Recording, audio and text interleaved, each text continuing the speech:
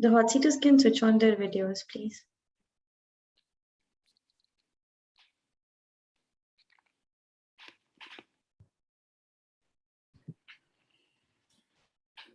Yeah, right. Good evening, everyone. Welcome to iFocus Online, Lecture 129 and Glaucoma Session 33. And today we have with us Professor Viney Gupta, and he'll be talking on medical and surgical treatments for childhood glaucomas. I request Dr. Vanita Pathakre to please introduce her. Thank you very much, Rolika. Very good evening to everybody. We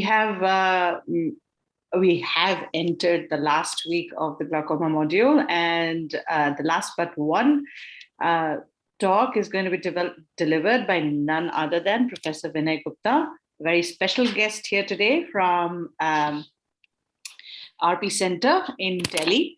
He's a professor of ophthalmology, glaucoma services, and he, of course, has special interest in congenital glaucomas, juvenile glaucomas, surgical management of glaucoma, and also genetics of glaucoma.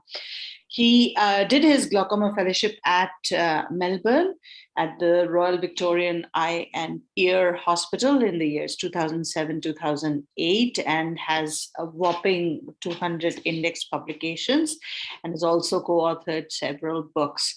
He is spearheading quite a few projects related to glaucoma genetics, especially that of juvenile open-angle glaucoma. He's the recipient of several awards and honors, notable of which is the A.C. Agarwal Trophy for Best Paper at DOS in 2004. Then he also received at the European Glaucoma Society in Florence same year, and Best Clinical Research Paper at AIIMS in 2015. He was also awarded the first prize by the Global Golden Helix Abstract Competition for his work titled Diagenic Inheritance in Juvenile Open-Angle Glaucoma. He has been instrumental in mentoring a lot of theses amongst postgraduate trainees, and he probably counts them above 50 right now. He's also, amongst all his qualifications, done an MBA from Delhi University. He has been a treasurer of the Glaucoma Society of India almost a decade ago now, and is the president of the Indian Pediatric Glaucoma Society. With these words, I invite Professor Viney Gupta to deliver his talk on medical and surgical management of congenital glaucoma. Thank you, Vanita. I just wanted to add a couple of words because I've known Viney for a very, very long time. And with all these awards and honors, I just want to add that he's one of the most sincere glaucoma persons I've ever seen.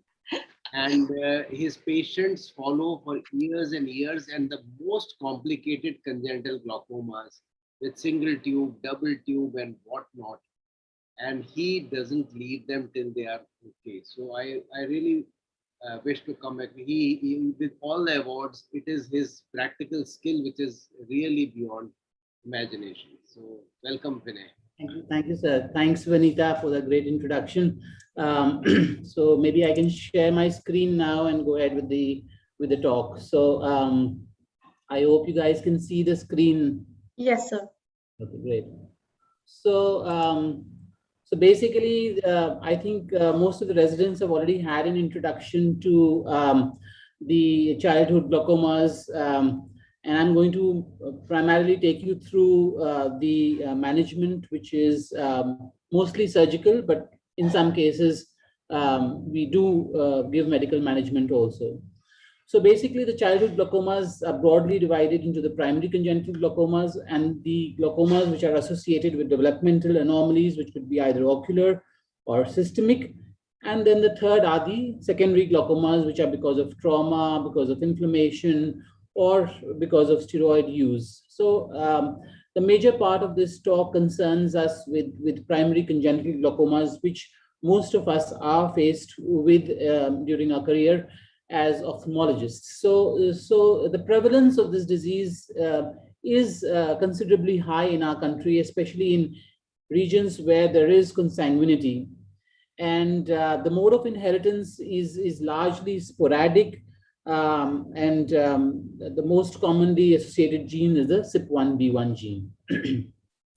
So to understand the management of these kids, it's important to understand the embryology of the angle. How the angle develops is important.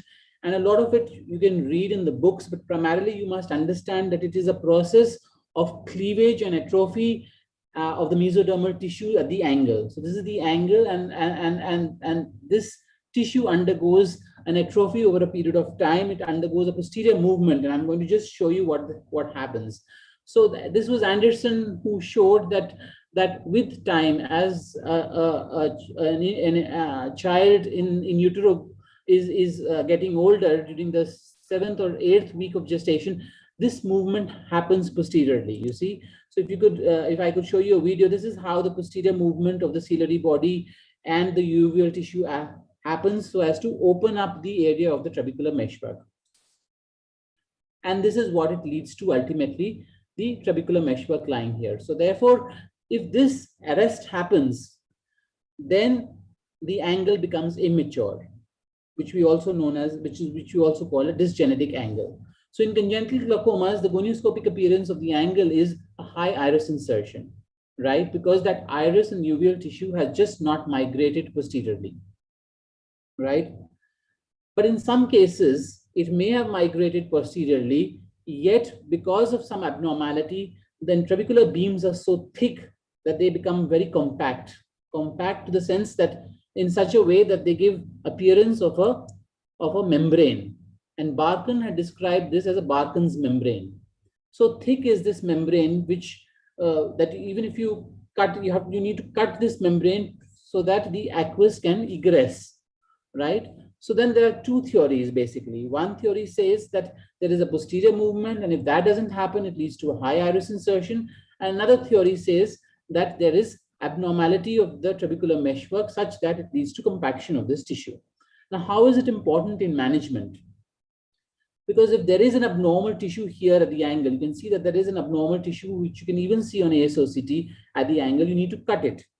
If you cut it, only then you can get an access to the of the aqueous to the outer channels. But then those outer channels mainly include Schlemm's canal.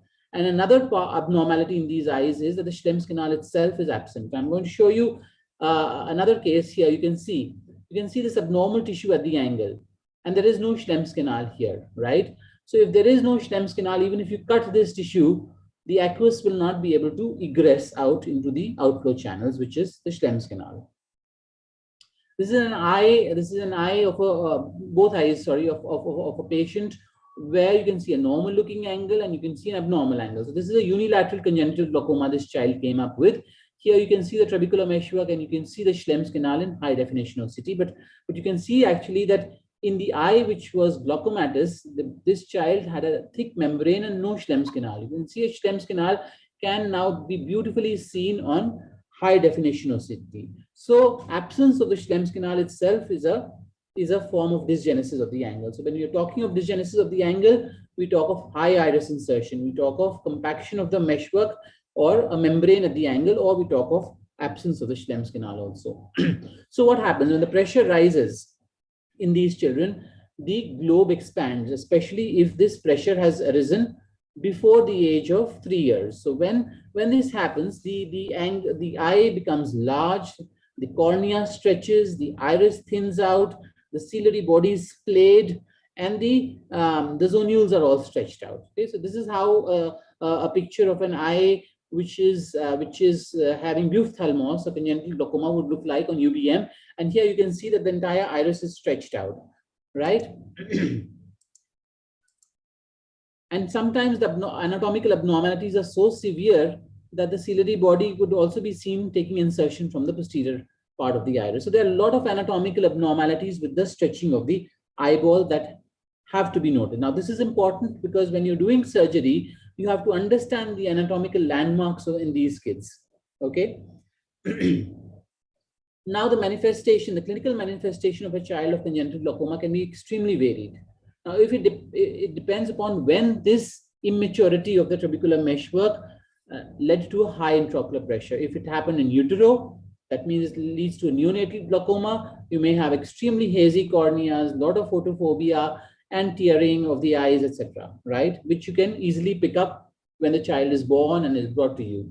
On the contrary, there could be some children who have very subtle anomalies where you can just see a small, slight enlargement of the cornea, which is absolutely clear, and there are no other abnormalities except that the cornea is slightly large or the intraocular pressure is borderline. So therefore, you have a large varying phenotype of this particular disease. And this you must know, because sometimes the mother will say that even if the mother doesn't say that the corneas are enlarged, but the ophthalmologist can pick up and then probably take up the child for an EUA to examine the eye properly. Because the earlier, as you said, as you know, the earlier you pick up these kids, the earlier you can treat them, and you can prevent a lot of blindness in these children. The next important thing you must understand is measuring intraocular pressure in children. What is the normal intraocular pressure in a child? Normal intraocular pressure in a child is generally lower than that of an adult and reaches adult values only around 12, 13 years. That means only during the adolescence will they reach the normal values. But a 2 years or 3 years old child generally has lower intraocular pressure.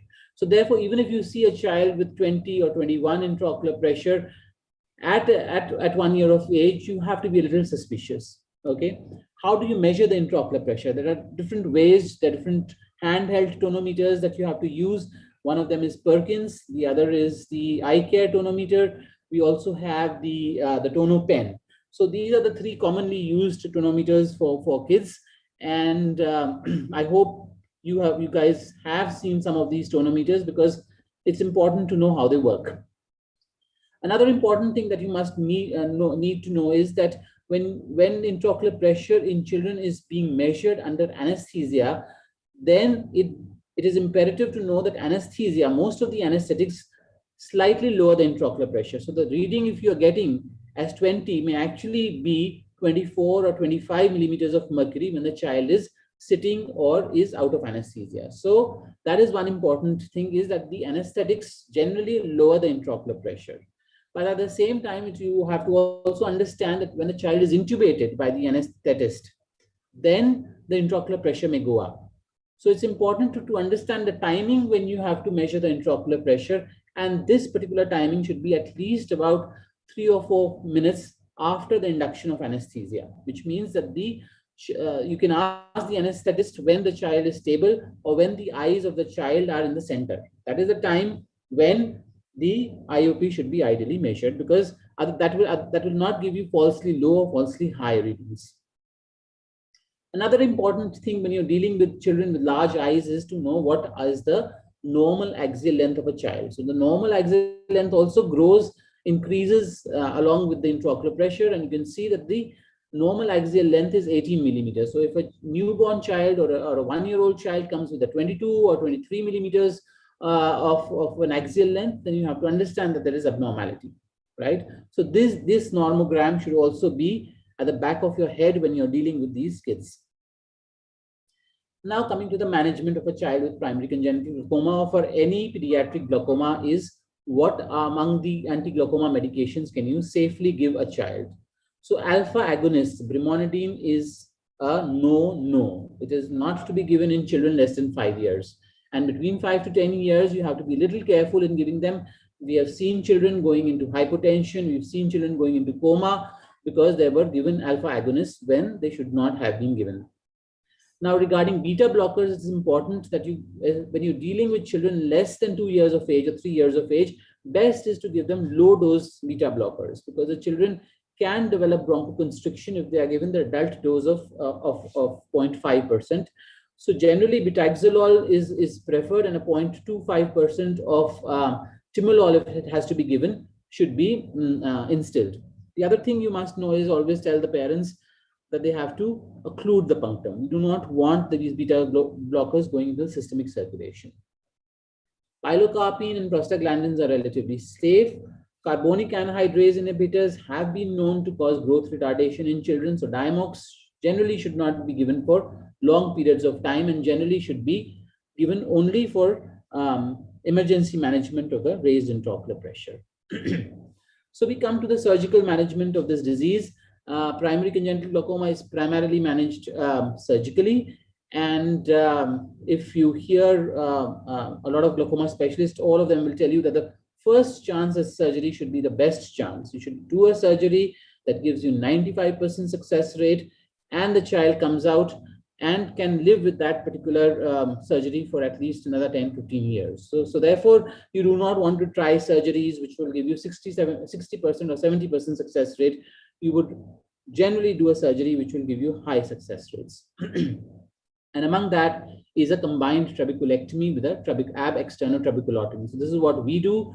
And I think most part of our country, this is what is practiced for most of the kids.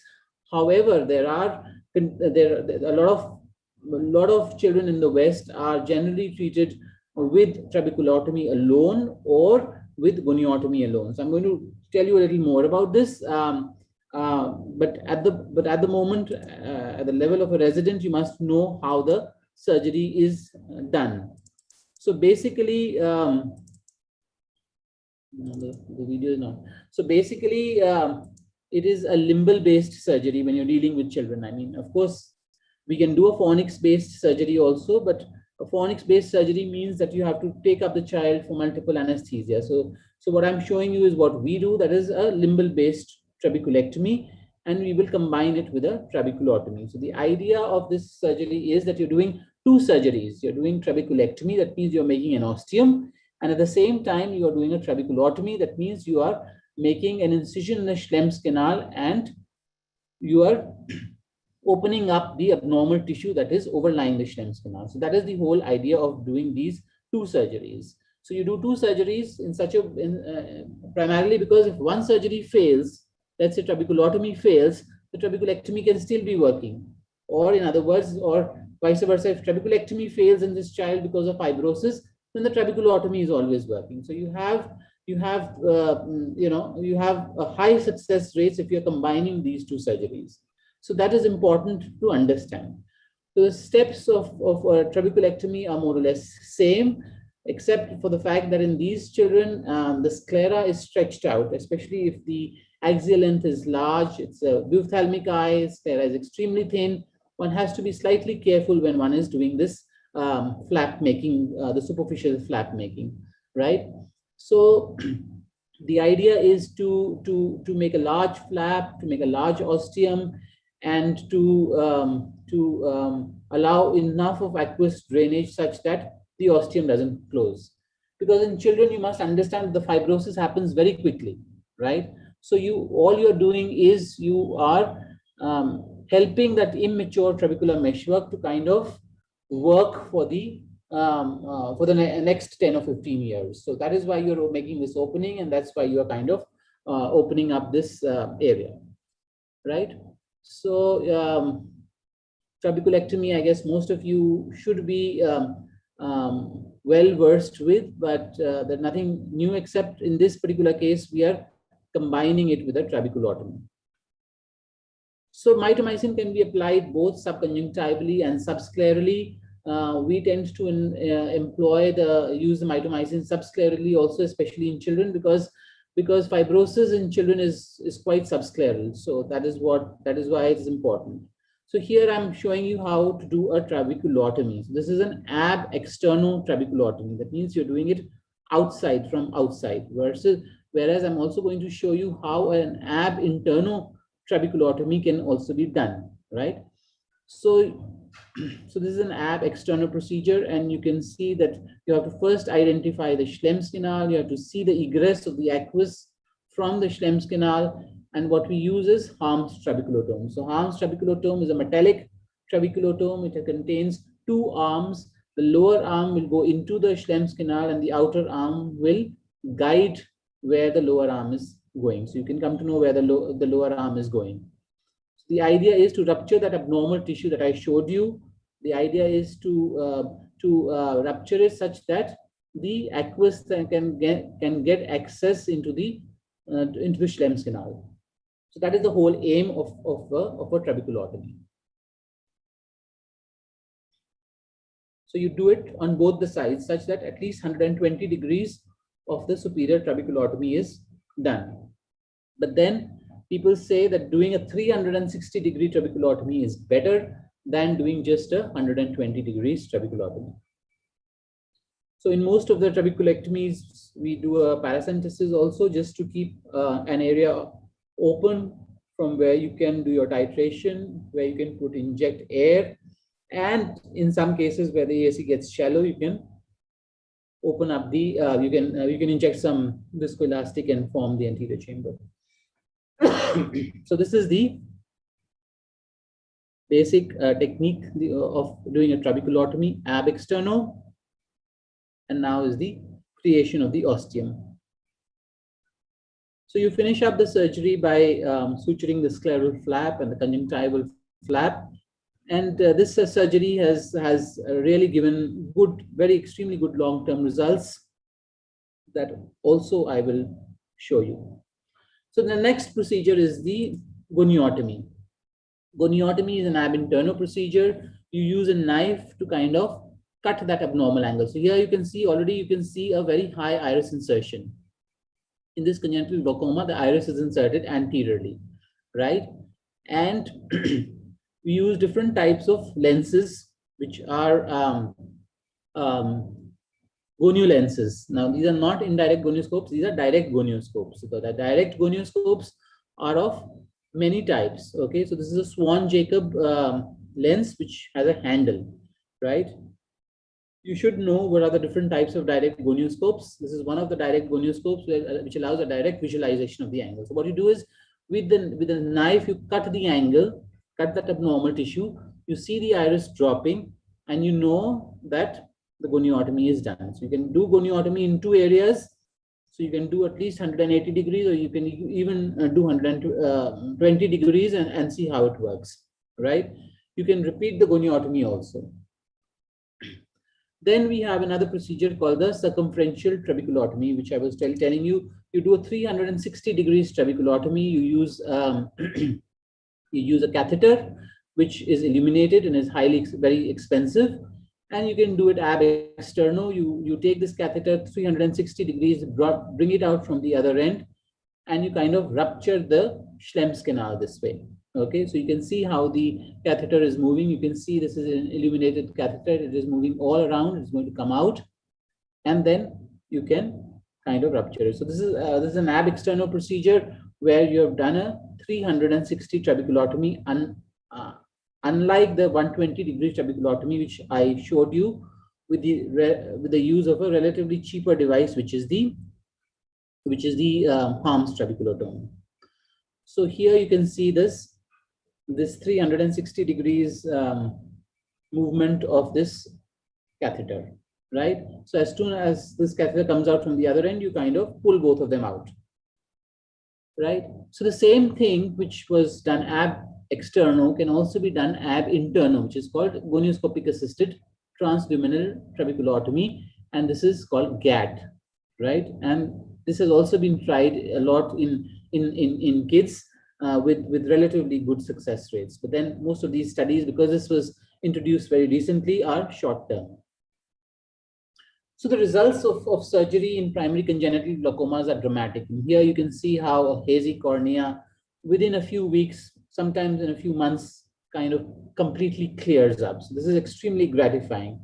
But even more gratifying is the fact that you can see an optic disc which was cupped coming back to its normal size and shape. So that is something of a miracle and unexpected in most of the glaucomas, but in childhood glaucomas, this is very gratifying. However, what does not change is the presence of the harp striae. So the harp striae will go on staying, will cause problems, especially if they are in the center, and therefore the parents will have to be told that this child may have some amount of photophobia and tearing problem to a large extent for a large number of years throughout his life. So to summarize, you must understand what to do and when to do these kinds of surgeries. So if a primary congenital glaucoma comes to you, while we do a combined trabeculotomy with trabeculectomy in most of the cases, in the West, they are considered to be only done if the case is extremely severe. And how you define a severe congenital glaucoma is one who has come in the neonatal period. Now, if he's come very early, that means the dysgenesis is very severe. which means that it will not be amenable to a simple goniotomy or a trabeculotomy alone, right? Whereas a non-severe case would be an infantile glaucoma. That means a glaucoma which has come after 1 year of age, and which is, which is relatively amenable to a goniotomy probably. Similarly, if the corneal diameters are not very large, or the axial length is very not large, and the cornea is relatively clear, you can get away in mild cases with a goniotomy or even a trabeculotomy.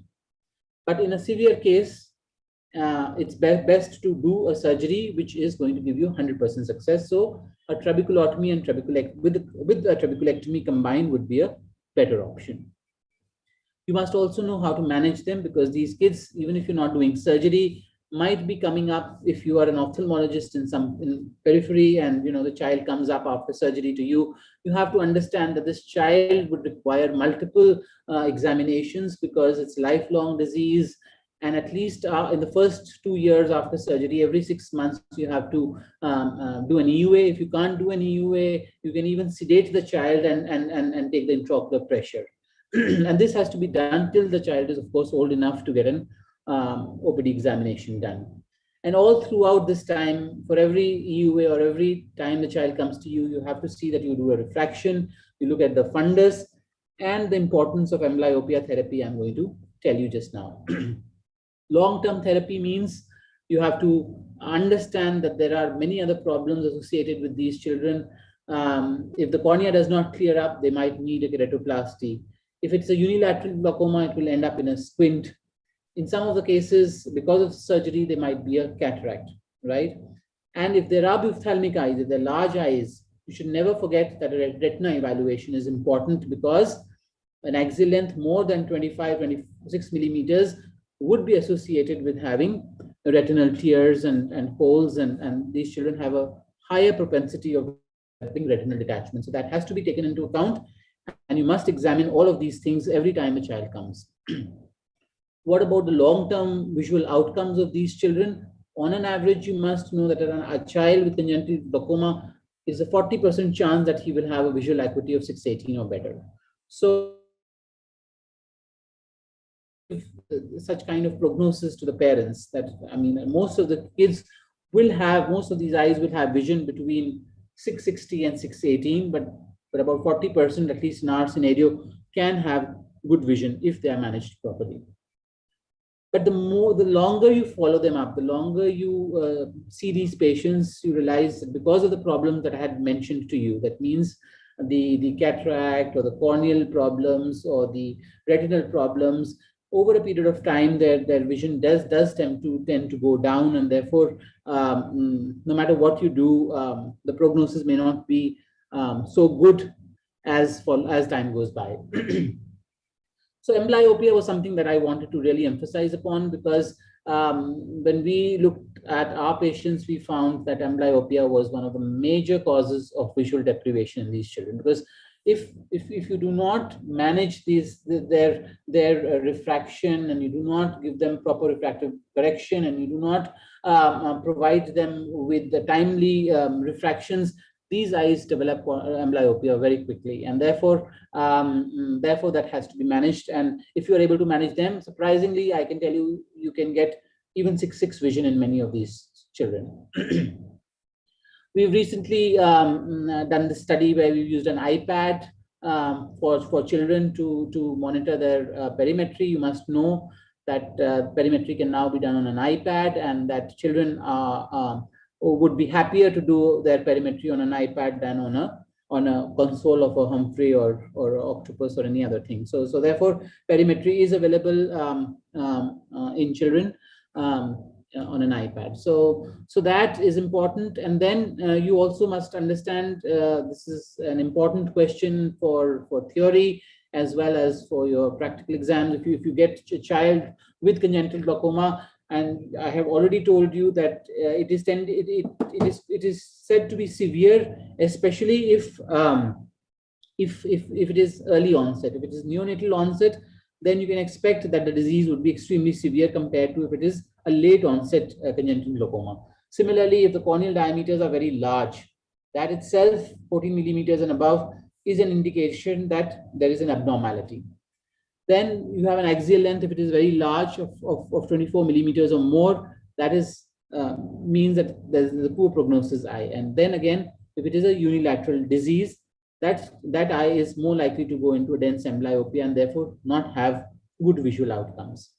So that was about primary congenital glaucomas. The next important thing you must understand is there are a lot of developmental glaucomas. Now, can someone tell me about some developmental glaucomas that you know of? Kamakshi, Sunil?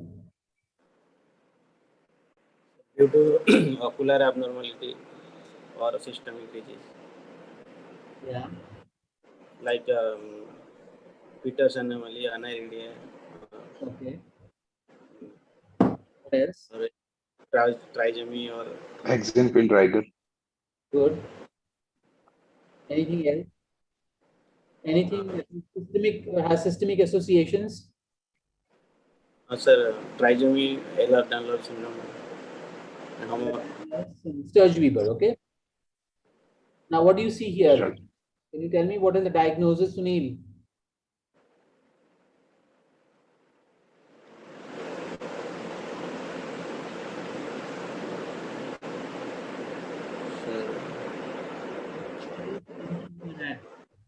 So posterior embryotoxin. Very good. This is a posterior embryotoxin. This is a prominent shoal-based line. Can you see the prominent shoal-based line here? Yes? Yes? Or no? Okay. This is an Axenfeld. So Axenfeld rigors is one of the developmental anomalies, and these children can also present very early, or they may present to you at 14 or 15 years of age. Okay.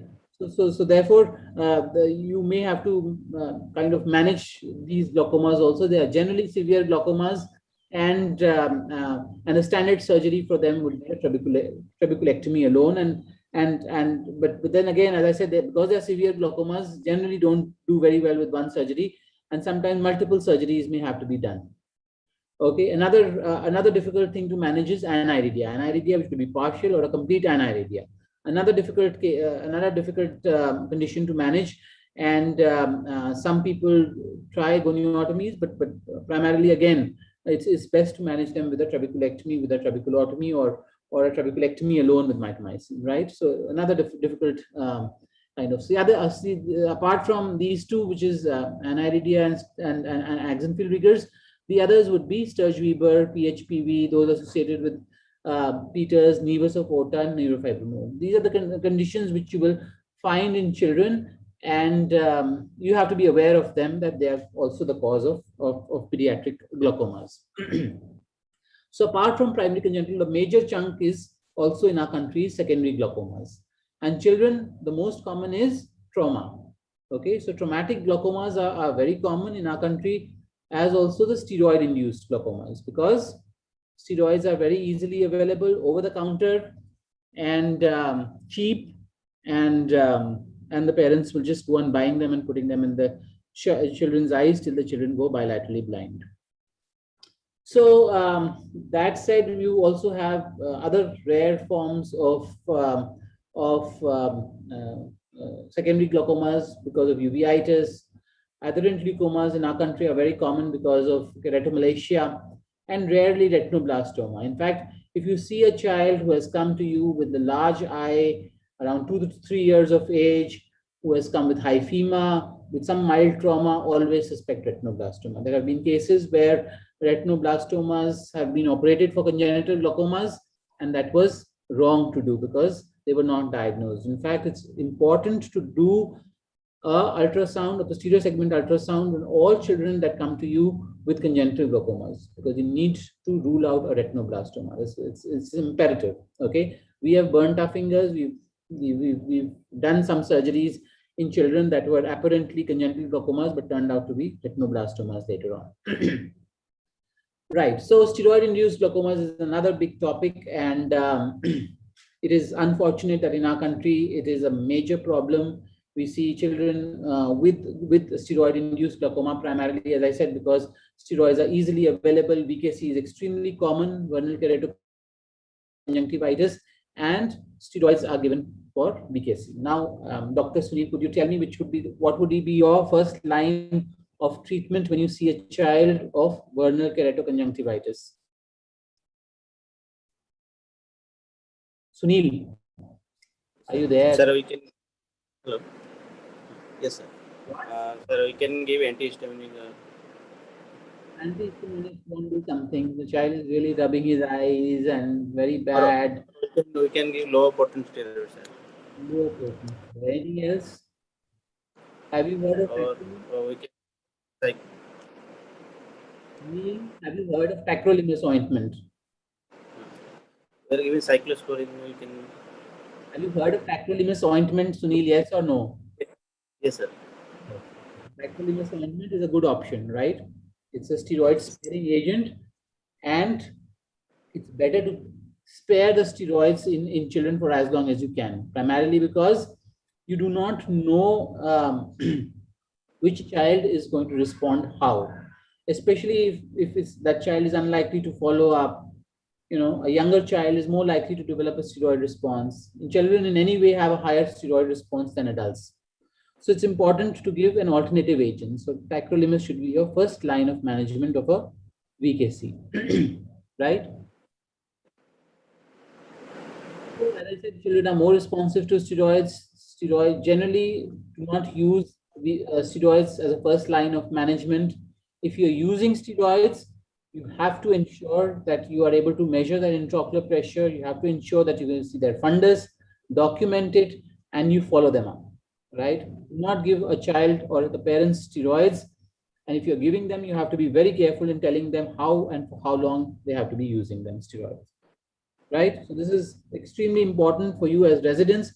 We do not want you going out and prescribing steroids right, left, and center to children with VKC. Right. The other thing is aphakic and pseudophakic glaucomas after cataract surgery, especially in aphakia, the incidence of glaucoma is extremely high, and these glaucomas, especially the aphakic glaucomas, are very difficult to manage in children, right? In fact, even trabeculectomy, the failure rates are extremely high. So therefore, you have to use glaucoma drainage devices in most of these children who have aphakic glaucoma. And then long-term follow-up is again required. So every child who's had a cataract surgery, you must understand that his intraocular pressure should be measured, right? That means it's not like a cataract surgery in adults where you just leave the child and then not see them again. Every child who has had a cataract surgery has to be followed up, right? And this is how they need to be followed up. And every follow-up, an intraocular pressure and fundus evaluation has to be done. As I said, glaucoma drainage devices are primarily to be used in extremely severe cases of childhood glaucomas. You should not use them in primary glaucomas in children. You should not use them as a first surgery in children, except of course, if there are aphakic glaucomas where you cannot do anything else and you have to use a glaucoma drainage device. But I will tell you that it is a foreign body in the eye, and you do not want this foreign body to be staying in with the rest of his life of the child. We do not know what it's going to do, but we do know that this this tube in the child's eye can cause endothelial loss over a period of time. The last thing you want is a endothelial decompensation in a child, right? So therefore, they have to be reserved as a last resort. As far as cyclodestructive procedures are concerned, if everything doesn't work, then of course you do a micropulse, or you do a diode laser cyclophotocoagulation. But again, children do not respond to cyclodestruction very well. Can someone tell me why? Sunil, can you tell me why a child will not respond to cyclophotocoagulation so well? No, sir. Anyone else? Would anyone else like to take that question? Dr. Kuntal? Dr. Soni? Okay, so in children, the ciliary epithelium regenerates very quickly. Accommodation is fine. Okay, so in children, the ciliary epithelium regenerates very quickly. So even if you destroy it, it will regenerate very quickly. So if you've done a cyclophotocoagulation, after 2 or 3 months, the child will come back again with high intraocular pressure.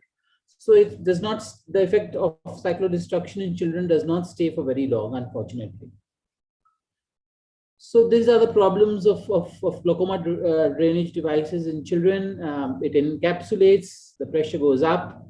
It can lead to an exposed tube. It can lead to an exposed plate. It can cause corneal decompensation. So these are important problems that one has to deal with the rest of their lives. Now I'm going to tell you something important, which you have to know as residents, is that if a child comes to you with congenital glaucoma, invariably they will be from a lower socioeconomic status. Invariably, you will have to give them some kind of genetic counseling. You will have to tell them there is a chance that this child that the next child you may have may also have this disease, right? Okay. So, and as an ophthalmologist, it is important, as a doctor, it's important that you are also a genetic counselor, because you will have to understand what the disease is about, what is genetics is about, to give some kind of counseling to the parents. And this comes as a whole package. It's not just the patient, it is the entire family, it is the siblings, it is the parents. Everybody will have to be examined, and therefore, based on that, only can you give some kind of counseling to that family. So now, Dr. Sunil, what do you see in this pedigree? Do you draw pedigree, Sunil? Yes, sir. What do you see? What is so striking here?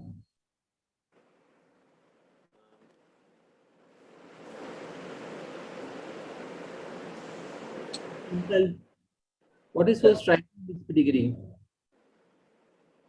Half of the autosomal dominant.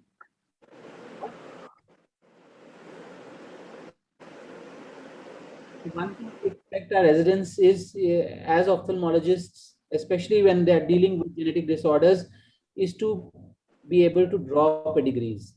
Even I think you should know how to draw a pedigree, and you should know how to interpret it if it's drawn for you. Do you see something abnormal here? Yes, sir. These two double lines mean that this is a consanguineous marriage. Okay. Are you there, Sunil? Yes, sir. Please, you must know, okay, as ophthalmologist, as a general ophthalmologist, also as an MD student, you have to know how to draw a pedigree. You must know how to interpret them. So these two are related. These two, husband and wife, are related, first degree cousins, and this is a consanguineous marriage, and therefore the child that was born probably had an autosomal recessive disorder. Because the parents are going to ask you, if they ask you, what is the likelihood of my other child, next child, having glaucoma? You will have to give them an answer. You'll have to give them 50%, 20%, 1%. So as an ophthalmologist, you have to see, you should be able to see whether the parents are affected or not, whether the other sibling is affected or not, right? Because if none of the members in the family are affected, then the chance is that this is a de novo mutation. It's a de novo change, which means the next child has a very low recurrence risk. On the contrary, if, as I showed you, it was a consanguineous marriage, then the chances would be as high as 25%. Another scenario is one of the parents is affected with the disease. That means you have to examine the parents. You have to examine the parents. If the parents is affected, then the chance of the next child being affected would be as high as 50%. So this is something that you have to keep at the back of your mind. There could be another scenario where both of the the parent is affected, and he wants to know whether his child will also be affected or not. Okay, so again, you have to give them a counseling based on what kind of gene or what kind of disease it is. If it is an autosomal dominant disease, the chances are very high. If it is a recessive gene, the chances are less. So apart from the counseling, the next is the part and parcel of the disease is rehabilitating these children. Okay, where you have to be a partner in the whole process, understanding, telling them what the disease is about, and what avenues of education and vocation are available to these kids. So it's good to have booklets if you are dealing a lot with these kids. My whole idea was to inspire some of you to take up pediatric glaucoma. I just hope even one of you would take up the specialty. Unfortunately, in our country, there are a huge number of pediatric glaucomas and very few pediatric glaucoma specialists. So what we need is young people showing some interest in pediatric glaucoma. So yeah, we have these booklets where we try to, since we cannot do a lot of talking with the parents, it's best to give them these educational booklets where they can understand the disease, because it's going to be lifelong and you will have to live with these kids. So basically, this is all about the childhood glaucomas. I may have left something. You can ask me questions regarding something that I may not have clarified. We also have a pediatric glaucoma society, so those who are interested in joining them can kind of chip in. So basically, that's all about the management of pediatric glaucomas. Thank you so much. In a nutshell, that was, management of childhood glaucomas. I hope that also served as a revision to each one of the residents or whoever listening, because through the several lectures that we've had before this, definitely most points were raised.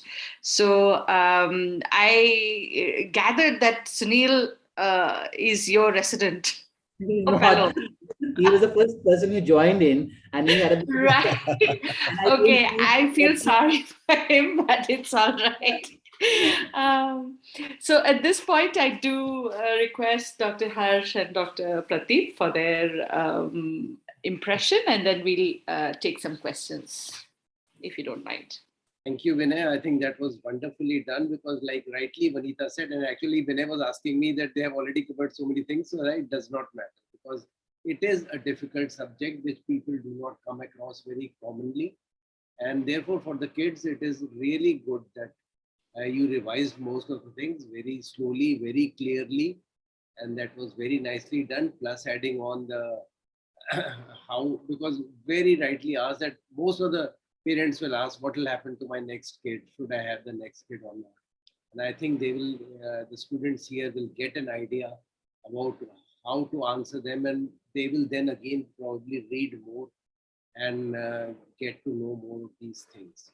And very rightly, you have just shown the basics of these things, so that they may be doing it at a very later stage, but at least they know what to tell the parents, because they may be seeing these patients in the OPD. So they can send to the appropriate places, but they can counsel them that yes, these are the things that can happen. This is how they will operate. You come back to me, I will keep following up, and that follow-up will be for life. And that the very, very important things are for looking for pressures. Again, very nicely, he said that years later, everything can fail and they can still again. So you will have to keep following them up. I think that was very nicely done. Thank you, Vinay. Pradeep, please go ahead. Thank you, Vinay. It was really a wonderful lecture. I enjoyed thoroughly. Just a few things for the PGs, whenever you have a patient of infantile or neonatal glaucoma, it is not only that you have to manage the glaucoma and you have to explain the risk of related to glaucoma to their parent, but the risk of the anesthesia as well. Because all the patient will undergo the surgery under general anesthesia, and there is always a risk of anesthesia in these small kids. And the surgery has to be performed if there is an NICU facility available in the hospital. Otherwise, they should not indulge themselves into for the surgery. And the surgery in these children are very, very difficult. The reason is that because the anatomy is disturbed, you have a very stretched limbus. So for Vinay, it is very easy to find out the canal arch lamps, but for anyone, the new person, it is very, very difficult to find the canal arch lamp. The tissue is highly elastic. The canals is very thick. So the sclera is very thin. So the dissection becomes very difficult. And many a time when you examine the patients post-surgery, you don't see the bleb, because in majority of these patients, the bleb doesn't form so well, but still the pressure is under control. Or Vinay might not have done the surgery which forms the bleb. He might have done the ab-internal surgery, and you would be looking for the bleb. So be careful about all these things. The patient has gone for surgery, but still you cannot see the conjunctival incision, you cannot see the bleb, but still, yes, the surgery was performed and the patient might be doing very well. And another thing is that Vinay has emphasized about the management of amblyopia, which is the most critical part in this patient. Otherwise, you have performed a very good surgery, but still the patient has not regained good vision because you have not managed amblyopia. So because most of these patients, they have a high axial length, and because of that, they have a high myopia. So you have to treat the amblyopia, particularly in those who have a unilateral glaucoma. So these all things you have to keep in your mind. And last but not least, it's as Vinay said, it's a lifetime disease. So the patient will be under your follow-up throughout his life. Like all glaucomas, lifetime disease. Like all glaucomas. Yeah, but unfortunately, this is a child. So from birth till the day they live on this earth. Right. Can we take some questions now? First and foremost is, what findings do you look for in a B scan of a child with glaucoma, other than the obvious? You talked about retinoblastoma. Would you do axial length on B scan, or would you do an A scan? How do you get the axial length? Ideally, the best is to do an A scan. Right. To get a measurement on the A scan to get an axial length, that will be more accurate than doing it on the B scan. True. That said, and the other thing you will look for, on a B scan is cupping. Sometimes the cornea is so hazy, it's totally opaque. You will even look for a cupping which is very advanced, and sometimes you may the cornea is so thick that you don't know that the high intraocular pressure is because of the thick cornea, or it's because of the glaucoma itself. So in those cases, with an opaque and thick cornea, the optic disc can only be visualized on a B scan. Right. So you wouldn't consider doing an approximate axial length on an axial B scan? No, on the contrary, because these kids have to be followed up to a large extent on the axial length. Because so you have to have good, accurate, and not approximate measurements of the axial length when you have to follow up these kids. And axial length is a surrogate to the refractive error this child is going to have. And it's a better measurement than corneal diameters or intraocular pressure. So you do not have an approximate measure of the axial length, you need an accurate measurement of the axial length. Okay. And what is it that you use for A scans then? So we have, in the OT, we have our portable A scans, which we use. You do your IOL measurements on that as well, is that correct? Right. One question related to this is that if there is a reversal of cupping, can there be a reversal of the size of the globe as well as the cornea? Absolutely. Not so much of the cornea, but as I said, axial length can change. So I showed you in one of the slides, I showed you refractive errors, how the refractive error changes. So it can change from myopia to hypermetropia, because the axial length itself, that stretch of the eyeball, can even come back to a certain extent. So I've seen kids with 24 millimeters coming back to 23, 24, 22 millimeters after the intraocular pressure is controlled. So yes, the axial length along with the disc can show a reversal. To a limited amount. Yes. Yeah. And once you've done surgery, say in a very hazy edematous cornea, limbus, almost limbus to limbus opacity of the cornea, how long would you actually wait after control of pressure, before you consider the next step, which would obviously be a corneal graft? Yes, so the cornea can take anything between 6 to 9 months to clear up totally. Okay. But you can, as you follow up, the best is to tell the parents to take photographs of the child. Even if you can't take, the parents will take the photograph of the child, and you can see how the cornea is clearing up. They will show you every time they come to you. They will have the photograph of a child, and you can see what it was at the time of surgery, what it is at 1 month and 2 months and 3 months, and you can actually gauge the amount of clarity that is happening. So if you can see it happening over a period of 2 or 3 months, you expect that over the next 6 or 9 months, it might completely clear up. But yes, I don't think keratoplasty, at least in our hands, I mean, in our places, children keratoplasty doesn't do well. I mean, I would in a pediatric glaucoma to do a keratoplasty, I would not be over anxious to do it. I would still wait for a long time, maybe do an optical iridectomy or anything, but So, yeah, what is the long time? Pardon? What is that long time? 9 months, even if it doesn't clear after 9 months? Well, it depends upon what is the clarity. Are you saying it's an absolute, if it's an absolutely white cornea? You can see the photograph I put there. Yes. Then of course you would do it as early, maybe 6 months, 9 months down the line. But if it's a cornea which you can see is clearing up, there are corneas which are not so hazy, which are kind of hazy, but still you can see that they're clearing up. You can wait for 9 months, you can wait for 1 year, you can wait for, and then there are those corneas which multiple hops try, you wouldn't jump in to do a keratoplasty in those. So the best is to avoid doing keratoplasty unless absolutely necessary in these cases. Right. Okay. So the next question actually that just came up is, what is the management of Hub's striae? Would you actually do a keratoplasty? No, obviously you wouldn't do it just for a Hub's striae. No. Right. And there's a question earlier on which asked, what is the catheter that you use for circumferential trabeculotomy?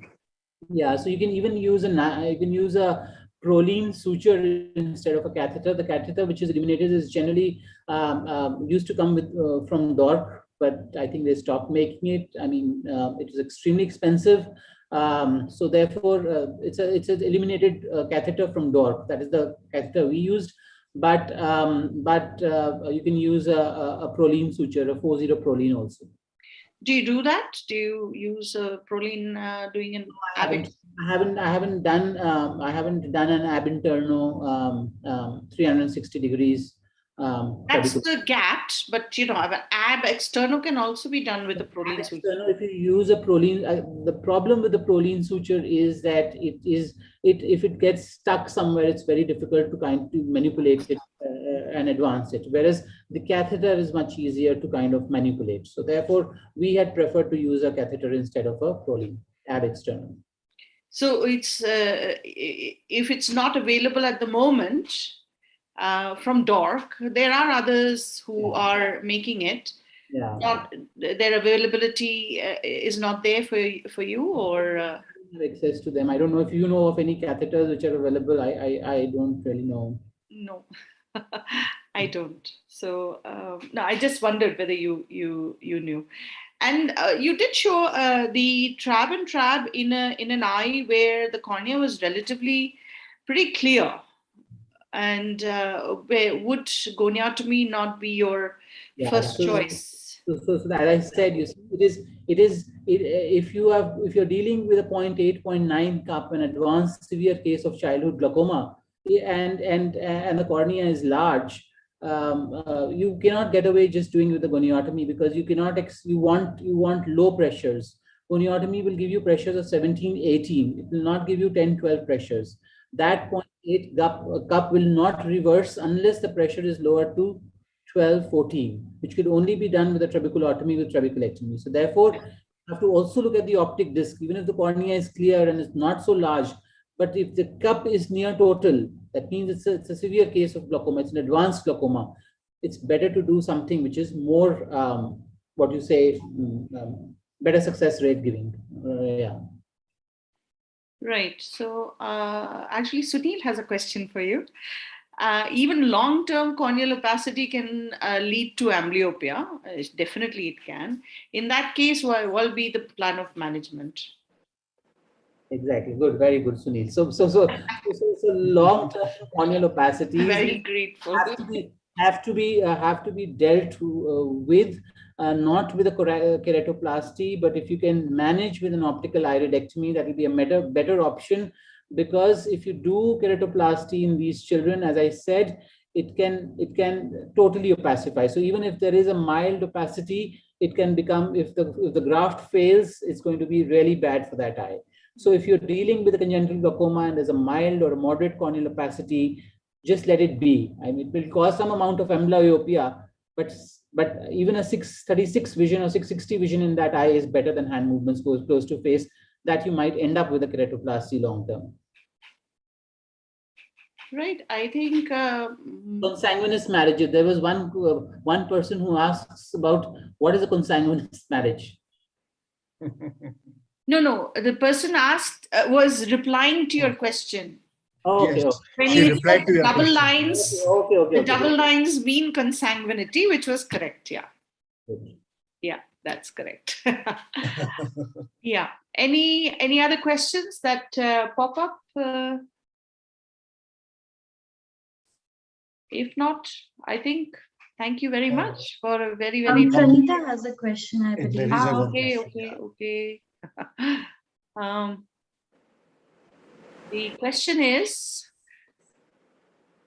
in combined trabeculectomy and trabeculotomy with antifibrotic agents, wouldn't the risk of phlebitis and end-off be higher? Very good question. Yes, it is definitely higher. It's always good to use a low dose mitomycin in kids, and the idea is that because these kids tend to fibrose very quickly, so the chances of getting avascular cystic blebs in children are less. Nevertheless, you do not want a single case of phlebitis, so your surgery should be such that you use low dose and mitomycin for minimum amount of time, so that you don't end up with avascular blebs. And if you do get an avascular bleb, you need to revise it. So that means a part of the follow-up of these kids, if you're doing a bleb surgery, is looking at the blebs and managing them. Yes, very good. In Victoria, how long will we prescribe in VKC? I'm sure that's what he meant. Tacrolimus. How long will you prescribe? Yeah. So what we do is we give them for a week and see how they're doing, and then we tell them to keep a gap of another week, and then give it for a week. So what I do is I just give them for a week, then a gap for a week, and then this restart it again, because you see tacrolimus is an immunomodulator, and its role in children is really not very well established. So give it continuously and long time is not a good idea. Just tell the parents that as long as a child is symptomatic, you give it. As the winters come along, you can stop it. So the summer months, when he's going to have severe symptoms of the VKC, he can use it in this kind of way, using it 1 week and then giving 1 week off, and then side off the summer. Do you give it twice daily or once daily? We give it once daily. Once daily. Sorry, I did want to ask you, what is your concentration of mitomycin C, and for how long? 0.2 milligrams per ml. Is, which I think is a low dose, because most of the studies in adults have used 0.4, but I generally, for all my glaucomas, including pediatric and adult, use only 0.2 milligrams per ml, and I use it for about 2 minutes under the conjunctiva and 1 minute under the sclera in children. Right. Thank you. So I think we are well and truly over our questions now. We thank you for your time, your effort, for staying with us, answering our questions. We hope to meet you in person sometime really soon. Thanks so much, Viney. Thanks. Yeah. You're welcome. Take care. Good night. Good night. Bye. Thanks, Dr. Thank you, sir. Bye. Thank you so much. Bye. Thank you, sir.